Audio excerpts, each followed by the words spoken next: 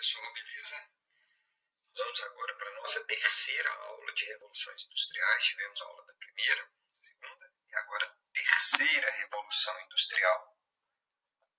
Agora vai, terceira revolução industrial. No final, lá nos arquivos dessa aula, vocês terão o vídeo, o PowerPoint e uma listinha de exercícios sobre terceira revolução, beleza?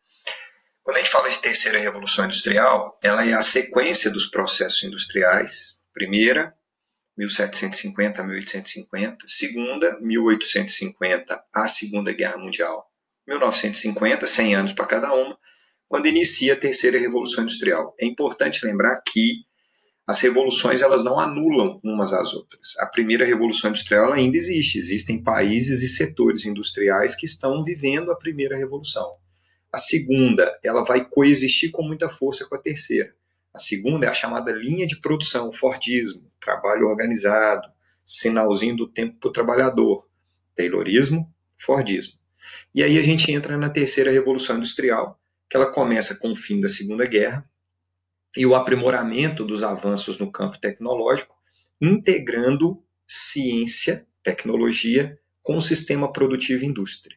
Então, a terceira revolução industrial, ela também é conhecida como revolução técnico, pelas técnicas de produção modificadas, científica, pela integração indústria, ciência e desenvolvimento tecnológico, e informacional, pelo avanço dos meios de comunicação. Então, é a primeira vez na história da industrialização, das três fases que a gente estuda, que a gente teve a conexão da indústria com o desenvolvimento tecnológico, da ciência, com o desenvolvimento dos meios de informação. Aqui a gente tem uma imagenzinha que traduz um pouco, mesmo que parcialmente, a evolução dessas fases da indústria. Aqui a gente tem basicamente as características da primeira e segunda revolução industrial, um homem independente da máquina, um trabalhador menos qualificado, um trabalhador com uma característica de um trabalho mais repetitivo. Aqui nessa imagem a gente já tem uma característica mais próxima do que é a terceira revolução industrial.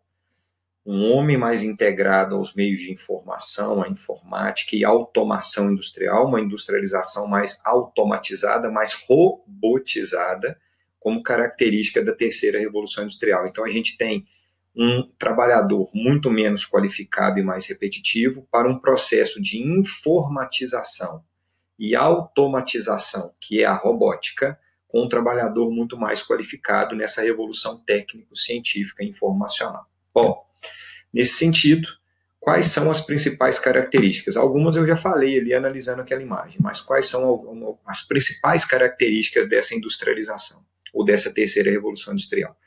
Primeiro, o uso de energias cada vez mais limpas. É uma busca por um mundo pós-combustíveis fósseis. A terceira revolução industrial é caracterizada por pós várias coisas. Uma delas é a tentativa de viver num mundo sem ou cada vez menos combustíveis fósseis. Energia nuclear muito forte na terceira revolução industrial, desenvolvimento tecnológico nuclear muito forte depois da Segunda Guerra, substituindo a energia nuclear bélica para a energia nuclear para fins pacíficos.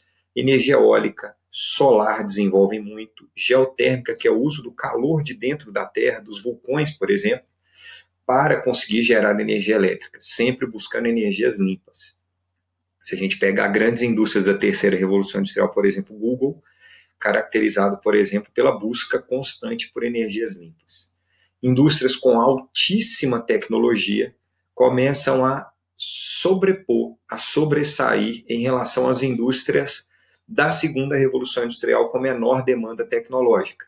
Por exemplo, a metalurgia, siderurgia e indústrias automobilísticas. Essas começam a perder espaço para as indústrias de alta tecnologia, que são as indústrias da robótica, da engenharia genética e da biotecnologia, da informática, das telecomunicações e da eletrônica. Esses setores são os setores que mais se destacam dentro da terceira revolução industrial. O avanço tecnológico, científico, dos meios de comunicação, meios de transporte e novos modelos de produção. Os estudos desenvolvidos nessas áreas robótica, genética, informática, telecomunicações, eletrônicas, modificando os modelos de produção que a gente vai ver agora quais são. Por isso, a gente começa a substituir o Taylorismo, Fordismo, controle do tempo e do trabalho, pela produção massificada, tudo igual na linha de produção, a gente substitui isso por um trabalho mais flexível, num modelo chamado, do conjunto dos modelos chamados de modelos pós-fordistas. Então, quando vocês pegarem questão de vestibular, que fala lá, a terceira revolução industrial é caracterizada por um modelo pós-fordista, beleza, é a tentativa de se criar e buscar novos modelos de produção menos encaixotados, menos engessados no controle do tempo e na produção repetitiva. E para isso, para esses trabalhos, para esse modelo de produção um pouco mais tecnológico e aprimorado, novas tecnologias surgem, avançam, e a mão de obra cada vez mais qualificada em todas as etapas do processo de produção. Da produção, da comercialização, da gestão das empresas, fabricação, tudo, todo modelo de produção, ele é fundamentado na qualificação da mão de obra, na melhoria das condições de trabalho. Exatamente por essas características, novas tecnologias, novos modelos de produção, novos setores que crescem a partir da terceira revolução industrial, nós temos algumas características ou consequências desse processo de produção, que nós vamos chamar, igual fizemos na segunda revolução industrial, de características estruturais, ou seja, características que vão interferir diretamente no processo de produção. Quais são essas características?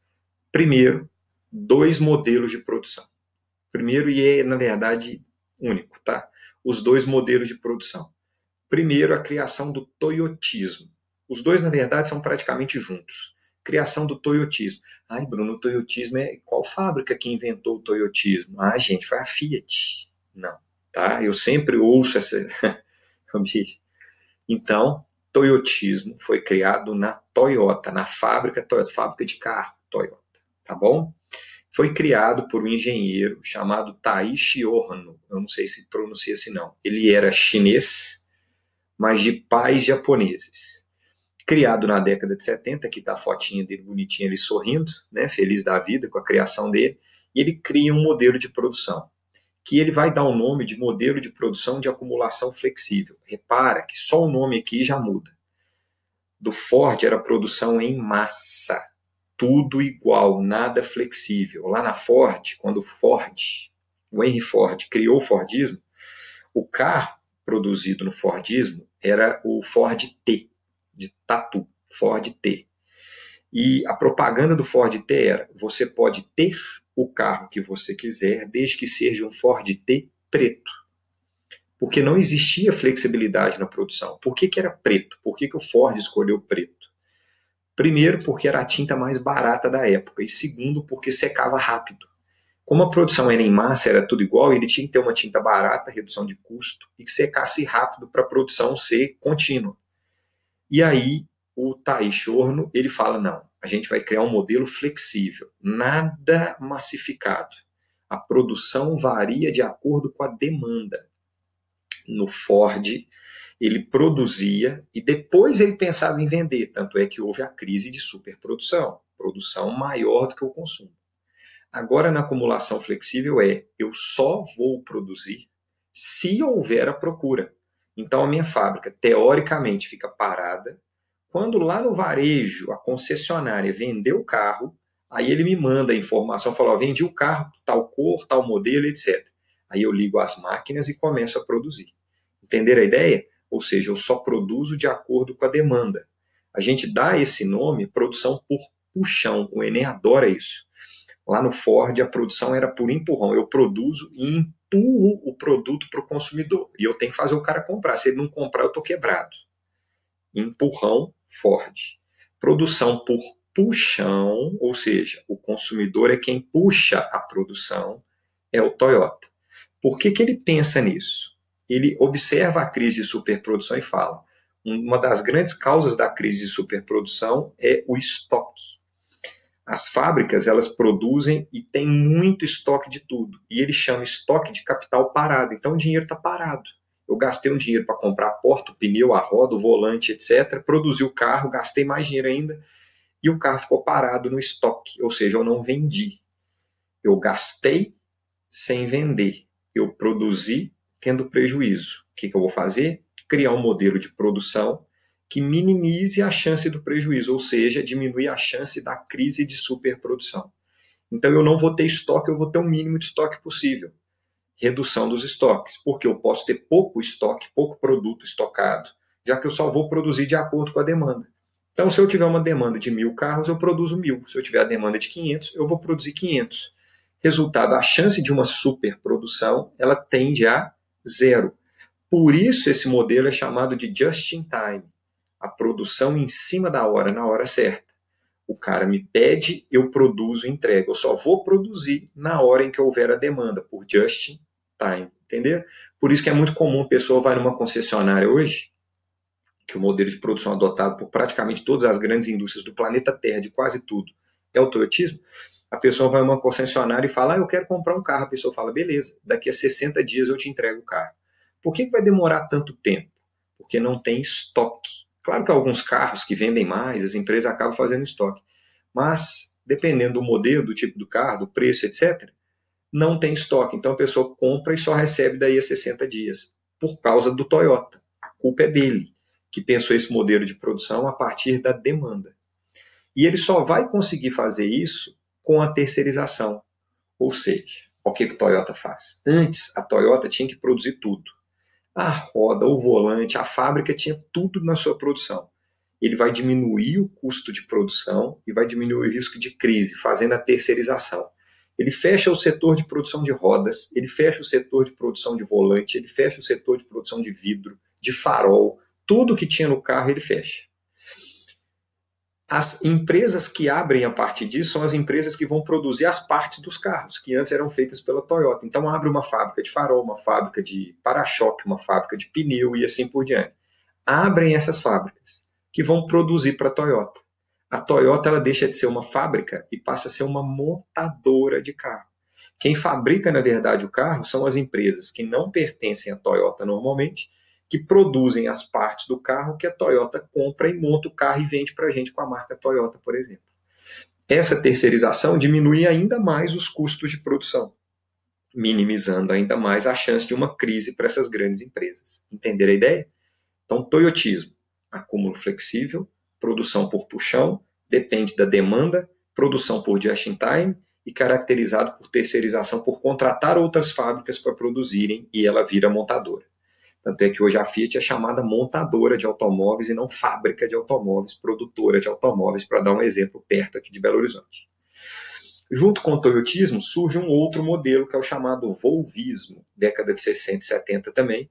Ele surge na Suécia, na Volvo, foi uma criação de um engenheiro indiano, na verdade, mas há controvérsias, tá? A criação é da Volvo, a gente traduz nisso.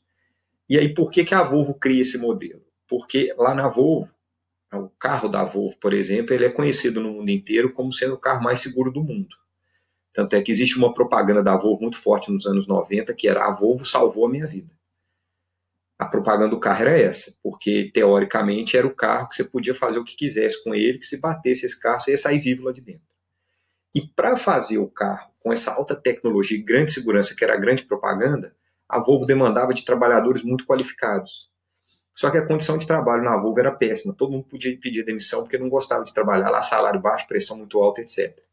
Como a Suécia, e a Volvo é sueca, na sua origem, tem sindicatos trabalhistas, trabalhadores muito fortes, os sindicatos começaram a pressionar a Volvo para criar um modelo de trabalho mais adequado para o trabalhador. E aí a Volvo cria isso nos anos 60 e 70. Por isso que a imagem que está aqui não é de um criador. A imagem que está aqui é a imagem do sindicato na Suécia, porque foi grande pressão que gerou o volvismo. O objetivo do volvismo era conciliar alta tecnologia, organização e principalmente valorização dos funcionários. Com elevado grau de informatização, com alta qualificação do trabalhador, muita experimentação. E aí vem a grande característica do volvismo, que é novas relações de trabalho com um tempo flexível. Bruno, o que você quer dizer com isso? A Volvo cria um modelo de produção que o trabalhador tem uma jornada de trabalho flexível. Lá na época da Volvo, antigamente, lá nos anos 90, quando a Volvo faz isso, e ela cria um modelo volvismo, ela constrói uma fábrica só para testar o volvismo. Lá no Canadá é considerada a fábrica mais cara da história, que ela foi pensada pelo volvismo e para o volvismo e depois foi barateando o custo. Mas a ideia era o seguinte, o trabalhador vai ter o tempo flexível. Então você cria a meta da produção, você fala com o cara assim, ó, você tem que produzir 1.000 carros essa semana. Se você produzir de segunda a quarta, segunda, terça e quarta, o resto da semana é folga. Se você produzir até quinta é o resto, até sexta é o resto, mas se você não produzir, você vai ter que trabalhar sábado, vai ter que trabalhar domingo para cumprir essa meta. O trabalhador, com isso, cria um modelo flexível, uma jornada flexível. Ele pode trabalhar 2 horas por dia ou 15 horas por dia, desde que ele cumpra a meta. Isso é o que a gente chama de tempo flexível. Traduzindo, galera, é mais ou menos o que eu estou fazendo aqui agora. O meu tempo agora ele é mais flexível, o tempo de vocês é mais flexível nesse momento, que a escola está com uma pausa, mas a gente tem essas videoaulas. Eu consigo gravar essa aula no tempo mais adequado para mim, na minha organização, e vocês conseguem assistir no tempo mais adequado para vocês. Essa é a ideia do tempo flexível. Diferente do Taylorismo, que é tudo a cada 50 minutos, todo mundo junto, todo mundo tem que encontrar aí, etc. Um grande exemplo dessa flexibilidade no trabalho é aplicado hoje, por exemplo, na Google. Você chega na Google aqui em Belo Horizonte, por exemplo, né, tem Google aqui. Você chega na Google aqui em Belo Horizonte, você tem uma sala para o descanso, uma sala para soneca, uma sala com um restaurante bacana, uma sala com um freezer com refrigerante, com suco, com sorvete, etc. A pessoa ela pode chegar para trabalhar 10 da manhã, 5 da manhã, 6 da manhã, meio-dia, só que ela tem o prazo e as metas para serem cumpridas. Essa é a lógica do Volvismo. Traduzindo, Toyota pensa na produção.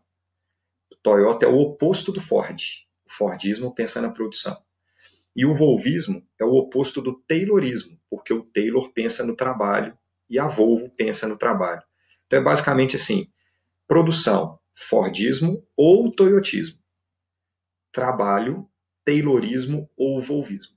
Entenderam a ideia? São os opostos, por isso são modelos, esses dois pós-fordistas ou pós-fordismo, Taylorismo. Beleza. Quais são as consequências desse modelo? São as consequências estruturais e tem as consequências espaciais. Primeiro, o avanço dos meios de transporte e tecnologia reduzem de forma relativa a percepção do tempo e da distância. O mundo antes era muito grande, agora o mundo é muito pequeno. Eu estou dando essa aula aqui, uma pessoa lá no Japão, se ela tiver acesso, ela vai conseguir assistir essa aula pela internet. Antigamente, para você atravessar o oceano, demorava meses. Então, o avanço tecnológico ele diminui a nossa percepção de tempo e de espaço. Isso é uma característica fundamental do que a gente chama de globalização. A redução das distâncias e dos tempos relativos no mundo, o aumento da circulação de pessoas, de informações e de mercadorias. E aí, um exemplo disso, tem a setinha aí bonitinha, é essa imagem que eu coloquei aqui, que é a evolução da frota no Brasil de porta-containers. Galera, o Enem teve uma vez colocou uma questão falando que uma das características da globalização e da terceira revolução industrial a resposta era a evolução ou a revolução promovida pelos containers. A galera, pelo amor de Deus, que container vai fazer revolução? Pessoal, a invenção do container, aquela caixa de ferro, é importantíssima para a indústria, porque aquilo ali facilita a carga e a descarga dos navios. Então, diminui o tempo e diminui as distâncias, porque os navios conseguem andar cada vez mais rápido, navegar, carregar cada vez mais mercadorias, sendo carregados e descarregados cada vez mais rápidos. Aqui é um exemplo disso. Lá em 1997, os navios brasileiros carregavam até 2.000 teus. Teu é uma unidade relativa a pés, que em inglês é isso daqui, que é uma medida padrão para container. Tá? Então, basicamente, carregavam, eu vou arredondar que a medida não é essa, tá, galera? 2.000 containers em 1997. Em 2013, a gente já tem 9.600 containers, tá mais, tá um pouco, num mesmo navio. Ou de 2.000 para 9.600, vou arredondar 10.000, significa que a gente teve um aumento de 5 vezes na capacidade de transporte dos navios. Isso é uma característica da terceira revolução industrial, a evolução dos meios de transporte e comunicação, mais mercadorias circulando, já que 75% das mercadorias no mundo circulam por navio, com cada vez mais redução do tempo e da distância. Isso fica evidente quando a gente pega essa última imagem dessa aula e identifica aqui os portos mais movimentados do mundo em container. Entendeu que container é uma medida da terceira revolução industrial? Aqui a gente tem, repara, Xangai é o porto mais movimentado do mundo, depois Singapura, depois Shenzhen e por aí vai. repara que aqui nós temos 1, 2, 3, 4, 5, 6, 7, 8, 9, 10, 20 portos. Dos 20, quais ou quantos são asiáticos? Ásia, gente, pega o Oriente Médio para a Ásia, tá? Todos esses primeiros 10 aqui estão na Ásia, aqui é o Oriente Médio, tá? É a Ásia. Aqui embaixo a gente tem quase todos na Ásia também, só que aí aparece Roterdã na Alemanha, que é o porto mais movimentado da Europa, Antuérpia e Hamburgo na Europa. São 3 dos 20. Los Angeles, Estados Unidos. Então, olha os Estados Unidos, a posição que ele está. Ele está em 18º dos 20 mais movimentados do mundo. Aí a gente tem uma grande característica da terceira revolução industrial, que é crescimento da Ásia como poder econômico, chamado de asianização do poder. China, Coreia, Índia, Japão, o desenvolvimento tecnológico favorece o crescimento desses países também, com o aumento da circulação da mercadoria em escala mundial. Beleza, galera? Valeu, obrigado, abraço.